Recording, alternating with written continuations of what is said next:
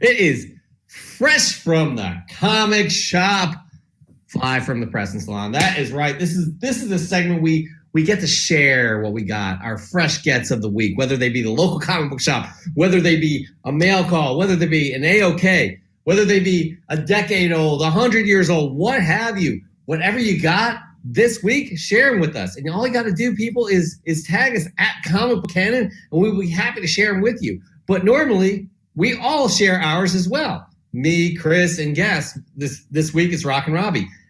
I'm displaced. I don't have my fresh gets. So I am disqualified, guys. I have nothing here. So it's going to be all about you, the audience, you, Chris, and you, Robbie. So we're going to get started here right now with our guests. We always start with a guest, Robbie, and then it's just back and forth, back and forth, back and forth. So here we go. Robbie, what do you got as your first fresh get of the week? We're going 5, by the way. That's the rules. Right. It's only 5. All right. Only 5. Only 5. First up, I got Swamp Thing #2 for Ron V. One of my favorite comic books this week. Absolutely fantastic. Love this book. 2 issues in, I think this is going to be a classic run on this character. So there you go. I read that first issue. I'm not a Swamp Thing fan either, by the way. I love that first issue. I have not picked up the second issue, but I absolutely am going to. I promise you that. But I 100% behind that. Really love that first issue. Chris. Oh, wait. Chris, before we get to you. Let's see what some of the viewers got. Hold on, because we got good friend Dan De La Torre here. Here, this is what he says. Here's this week's fresh from the comic shop. Peter Parker, Spectacular Spider-Man #1, signed by, guys. Signed by Stan Lee and John Romita Sr. Nice. That is a nice get. That's a 9.0 too. Woo, boy. That's a nice get, Dan. Good job. Good work on that. Chris, what do you got? Yes. What do you got? I got something. What do you got? What do you got? All right. I picked this book out because I've been hunting this run. I've been talking about it for a long time. I think it's definitely underrated. It's been getting a lot of some steam lately, especially a few books that folks are specking on possible MCU appearances of some characters. This run's got a lot of first appearances that I think people have overlooked for a very long time. But this is just a little issue of Strange Tales. This is 133. Nice looking copy. It's beautiful. Got some Doctor Strange. And of course, Human Torch and the Thing. That is nice, Chris. Yes. Where'd you get that? Yeah, I got it from my comic shop, and it was like 10% off. Wow. Because it was like they do, if you sign up to their email list, they will send you I think Monday, they send you a newsletter with a discount code, and you get like 5 to 10% off of select books. Usually they'll do like A through L Marvel and, Justice League DC or something like that. So yeah, this was like, it was either 5 or 10% off. So that is a nice book. All right, Robbie, Rockin' Robbie, before we get to you, we are going to go with Vinny Whitlock with Thor 134. It's the first High Evolutionary. Guys, I've been on the lookout for this book. I really want this one in my collection. 5.5 is pretty tasty right there. This guy's coming to the MCU. I have no doubt about it. I have no doubt that this guy is coming to the MCU, the High Evolutionary. He's involved with so many characters, and he's pretty much a staple, I would say. What are you guys' thoughts on that? That is a nice book, Vinny. Vinny. Nice book. I love it. High Evolutionary is one of my favorite characters. When I was a kid, they did that across the annual story of the Evolutionary War, and I just loved it. In fact, when I was performing, we were talking about the hip hop stuff. My stage name is Contact because of the Carl Sagan book, but my surname was the High Revolutionary, kind of as a response to. There you go. That's awesome. I love it too. I've been talking about High Evolutionary. I think it was in early 2019 when I said, look at this book, because there's so many different ways they can bring him into, and I think it's definitely inevitable. So, absolutely. All right, Robbie, you are up next. What do you got? Fresh from the comic shop. I feel like I'm just left out, and it's painful. But your guys' books. What do you got, Robbie? This one was my pick of the week, and it's the Silver Coin #1. Freaking love this book. It's each issue is going to have a different writer, but Michael Walsh is going to be the artist on each one. It's the artwork's like very gritty and it's got a lot of texture to it. And each story is going to revolve around this silver coin that when you get it, it kind of brings you luck, but in a very unlucky kind of way. And this is about a guitar player who gets it. He starts shredding. He gets popular, super famous, but it doesn't end too well. Chip Zdarsky was the writer on this one. Very well done. Very well done. Yeah, I saw you review that book. I actually have that book in hand. Well, not in hand, but I have it, and I'm about to read it. Is it? I'm psyched about it. I really like the way that they kind of set this up. Is it kind of like a Twilight Zone deal? Yeah, it kind of feels like that, but it's all going to be connected by the silver coin, right? And so like, this one's in the 70s, and they're a rock band at the rise of disco. And so they're like in all this pressure to like join up and be disco artists. And I'm certain that other ones are going to be in different time periods, which I think is really cool. Perfect. Yeah. I mean, we got the 3 musicians here. That should be interesting to all of us. I'm pretty psyched though. I am absolutely psyched to read that one. I'll read it before next week. I promise you that. But before we get to your next, was it your second get of the week? We're going to hit up AZ Mailman. I think he goes by Arizona Comics here. But here we go. Star Wars #1, guys, signed by Harrison Ford. That's awesome. That is awesome. As he says, I got a pretty cool book back from CGC this week.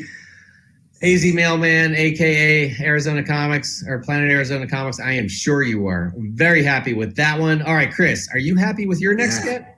I hope so. Yeah. So I went out of town for a few days this week. Very much needed. And of course, I was still pushing out videos for you guys on my channel.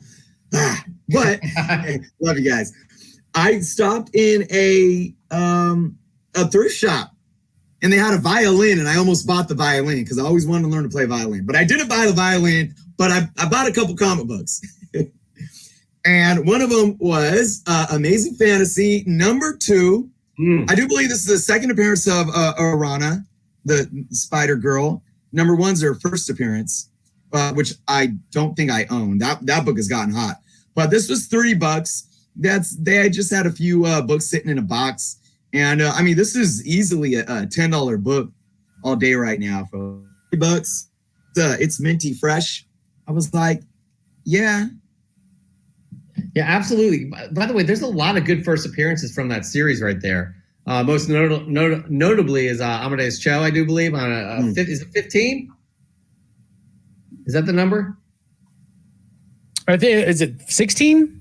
I'm not sure. Anyways, it's in that run. Yeah. So #1 is definitely getting some heat based on some rumors about her maybe appearing in some sort of on-screen appearance, whether it be cartoon, whether it be television show, or even films in the next Spider-Verse film. So we shall see. But before we see Rockin' Robbie's third pick of the week, we got to go to the audience, guys. We have to go to the audience. They are why we are here.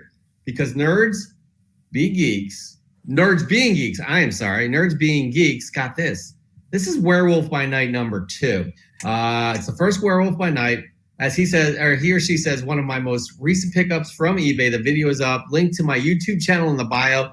New comic books videos released weekly. So everybody check out Nerds Being Geeks on YouTube as well as Instagram. But that is a nice book there. I'm honestly, guys, I am ignorant when it comes to Werewolf by Night other than, 32 and above. Why is Werewolf by Night #2 the first appearance of Werewolf by Night? Because that's Marvel Spotlight. Marvel Spotlight, right. Yeah. Got it. Okay, my bad, guys. My bad. Did not read that. Anyways, I only know 30. That's the really important one, as we all know. A really expensive one. All right, Robbie, what do you got up next here? Third pick. There's been a lot of shit talking on Jeff Johns lately, even on Tonight, and I understand all of that. So I wanted to say something positive about him. And he released a new book called Geiger with Gary Frank and Brad Anderson that I just freaking loved. Like, I love this book. It's about this dude who somehow survives this nuclear holocaust and he gets powers. So it's like a superhero book at Image, which there have always been, like, Image was founded with superheroes. Then they kind of got away from that. And now it seems like there's a resurgence of all these superheroes, maybe because of the success of things like Invincible or The Boys or something like that. But Geiger was actually really, really cool. It picks up, there's a lot more nuance in Johns' work nowadays, post Doomsday Clock, in my opinion, because he really stretched hard to try to make it as complex as he could, but still being simplified like a DC story. So you see that kind of brought into Geiger, Gary Frank's artwork, so pristine. This is a dude working without a deadline. I just hope this book comes out on time. But Geiger #1 was super solid. Super solid. Nice. Yeah, Gary Frank is phenomenal. I mean, but that's his thing, is timelines, am I right? Yes, exactly. I mean, his art is so detailed, you can see why it takes so much time. I have that coming my way from TFAW. I think it's the glow in the dark variant. I'm psyched to see that. I'm a little pissed about what I'm hearing from Jeff Johns, to be honest. But I do want to read this. I saw your review on that as well, and I'm excited that you liked it because it's coming my way. So, moving on from Geiger #1, we're going to get back into the audience right here. It feels a little empty without my picks. Maybe I'm being selfish. I just don't feel like I'm part of the club right now. But you know who is part of the club? Union Josh Comics. That is right. Incredible Hulk #228, as he says. So here is Incredible Hulk 228, the first appearance of Moonstone. This book is in great condition, and the colors on the cover pop right off the page. This was the last book I needed for the first appearances of every founding member of the Thunderbolts. That is really cool. That is very cool, Union Josh. Thank you so much for sharing that, as you do each and every week. We love seeing this. Speaking of, guys, it's really simple to share with us. It's really simple. We never turn people down, do we, Chris? Never turn people down. Absolutely. Tag us at Comic Book Canon right there. What your fresh gets of the week are, we will be happy to share. We may not get all of your fresh gets because some of you guys send us like 10 and we cannot dedicate 10 of your books to a show, but we try to pick out the best ones. Don't hate us for that. Anyways, we greatly appreciate you guys. It absolutely makes a segment. So keep bringing those in. Keep sending them in. Chris, you are up next, man. What is your third fresh get of the week? All right. Big shout out to none other than A1 Comics. So you guys know that Wednesday is always A1 win around my parts. If you're not checking out A1 Comics yet, you're definitely missing out. They're A1 Comics on Instagram. They have live Instagram shows every. Oh, sometimes Chris, on Friday, internet Wednesday, is not reliable. I'm sorry, I just cut you off. Your internet again. You weren't even talking bad about AT&T this time. I wasn't talking about AT&T this time. What? I don't know. A1 Comics though. A1. Maybe it heard me say A1. It sounds close to AT&T, and they were like, "Uh-oh, here he goes. Here he goes." All right, so yeah, I was talking about A1, how they have their live sales on Instagram every Wednesday, and last Wednesday I picked me up a book, and I was happy to do so. I try. It's tough, man. Their live shows are popping. If you want to like, there's people that are like, because they do a wall, right, and there's people that like, they don't put everything up on the wall beforehand. They have them in a pile and they put them up one. And there's people that are like, they're probably zooming in on their phone, taking screenshots, trying to see what's in the pile. And they claim like, shelf Z, like when you're still on D, because they're guessing what's going to end up on Z. And they're like, claim Z before the book's even there. The book goes up and you're like, oh, dang, I wanted to try to claim that one. So just a little take on A1's claim sales. It is nutty. It is gritty. It is, but I got my hands on an Uncanny X-Men number 98. Early appearance of, the new team, the 90s books. Mm-hmm. So this is a nice looking copy. They got it graded at a 5.5, but pretty conservative. It's got a little bit of spine stress, spine roll that I'll press out, and I definitely bump this grade up at least 0.5, maybe even one full grade. But I love my X-Men run, and I haven't been doing too much on it lately, so very happy to have gotten this book. That is a beautiful pickup right there, Chris. Always impressive, the things that you bring to the table. Always impressive. But you know what else is impressive? Our audience too. They bring it. They bring it as well. So right now we have, this is Shadow. I believe it's pronounced Shadow Rat. I think that's what he was going for here. He's got Carnage, Black, White, and Blood. Number 1, it's that Gleason cover. He also had many other variants from this title as well, and an ENIAC one he wanted to share with us. So I figured that this was probably the best one to share. Robbie, how are these selling in your neck of the woods there in terms of your shop? The Gleason variant selling like crazy. The other ones people don't seem to care about so much. Interesting. I mean, are people going to get? I do like this. Okay, I do like it. Obviously, it doesn't compare, in my opinion, to that first Gleason, Spider-Man 55. Are people going to get sick of this, Robbie? What do you think? Probably not. I'll be honest. I mean, I think eventually what will happen is the hype will hit a certain point where, like, even right now, like that Spider-Man book hit and it hit big, and then all of a sudden it started like shops knew ahead of time about this one. So there's so many. So that's what's it's like Scotty Young. There's still avid collectors of Scotty Young, but there was a moment where it was like impossible to find Scotty Young's fresh on the shelf, so. But that's really cool. But he did a Venom, right? That was an exclusive or something. He did Spidey and Carnage. Yeah. What's next? Is he going to do Vulture? I mean, come on. That don't work. He did Man-Thing. Oh, yeah, Man-Thing. Yeah, that's dope. That Man-Thing was nice, actually. That was very nice. I didn't read that issue, but that's a very nice cover.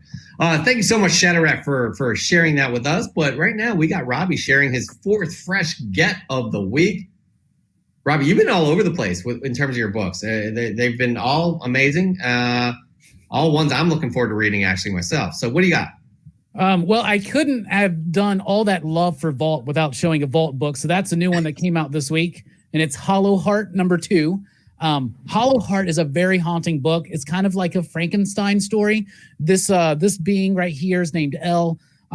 They're like this jumble of human organs from different people, different corpses or whatever. We're finding out slowly as it goes. He's thrown together into this like suit, and he's like experiencing all this pain. He's tethered to this science lab that he doesn't want to be. He keeps trying to escape.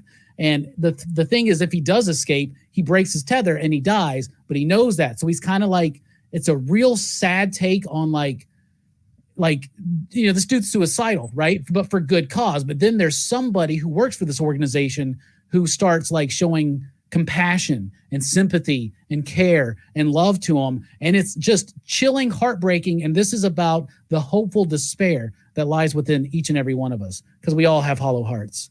Interesting. Well, and look at that cover. That sounds dope. I love that cover too, man. That cover's beautiful. Yeah. The first issue had a really nice cover as well. Yeah, it's super creepy. And like the same artist does the cover. The interior is not quite like that, but if you look at just like, you can see the emotion in that face, the pain. It's really, really good stuff. And I like the coloring too. That's a good pick right there. That is a nice fresh get. Again, they are following along that theme of those kind of popping colors, the pinks, the blues, and things like that. From that first issue. So anyways, guys, keep a lookout on that. I do believe my LCS he suggested I read this, and I was like, I was on the fence, but maybe I'll go back and pick up that first issue. Anyways, all right, moving on. We have some more from our audience as well. Here we go. What do we got? Comic Noob with Dan De La Torre is going to love this one. Comic Noob with Defenders as he says, Defenders number 10, gift from the wife, and she got a hell of a deal for it. Maybe I might let her do my negotiations from now on. That's what Comic Noob says. Comic Noob, congratulations on that. That's Avengers versus Defenders storyline. Dan De La Torre gave Dan De La Torre. We're going to take an opportunity to thank you for donating your CGC graded Defenders number 10 to give away to our grand prize winner, Kaya B. We will be sending that off very shortly to you for our 500 sub winner. But anyways, just felt like it tied in right there. It totally tied in.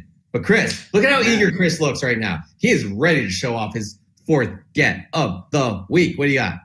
Well, that was really cool because we had Hulk going up against Thor. So how fitting that we got some Hulk going up against Captain Marvel. It's got Captain Marvel number 21 here. That's nice. Very cool. I got this from good friend of the channel, Charlie. Charlie came into I just got to tell her story real quick because I think it's amazing. Charlie came into a collection from a family member. I don't know if a family member had passed or something. And, you know, if it prompted her to go on YouTube and start searching comic books, she found my channel, hit me up, said, hey, I came into some comic books. What do I do? I said, here, hit me up on Instagram or email. And she started talking to me. We started talking.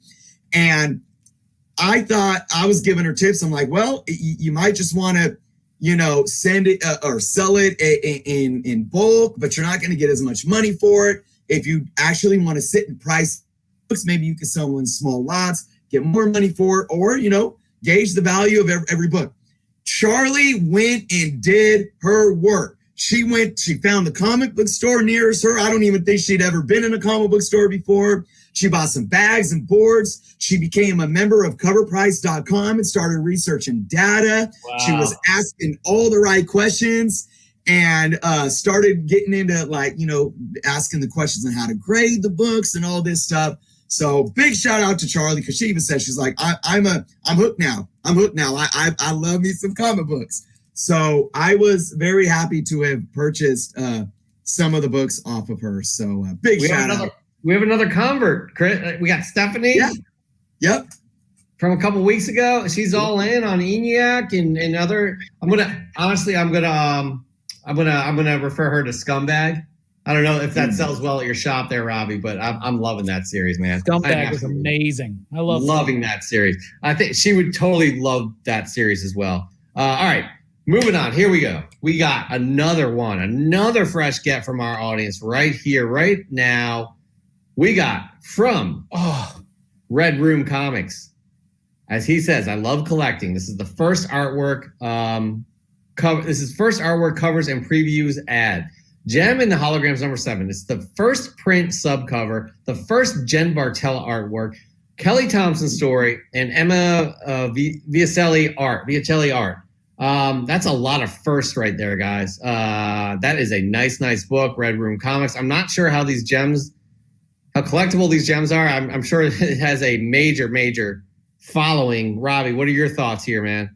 Man, I am the biggest Jim in the Holograms fan you've probably ever had on this channel. I freaking love Jim in the Holograms. I got the animated series. I watch it. That book is fantastic. Like, seriously, I have every issue of the Jim in the Holograms and all the miniseries. Wow.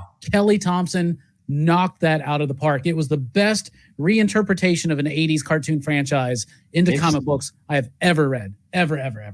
Interesting. All right. So you're just as pumped as Red Room Comics. Guys, I'm a bit ignorant when it comes to Gem. Chris, I'm not sure about you. I do remember the series. Don't get me wrong. Yeah. Oh, yeah. I own a couple of the books from the first IDW series. But, yeah, I remember watching it as a kid as well. Yeah, definitely. Yeah. It's outrageous. Truly outrageous. Truly outrageous, by the way. Anyway, speaking of truly outrageous, what is your final get this week, Robbie? What do you got? So this is kind of like a re-get, right? So we're doing the Huntsville Comic and Pop Culture Expo this week, and we sell mystery boxes at our PCP booth.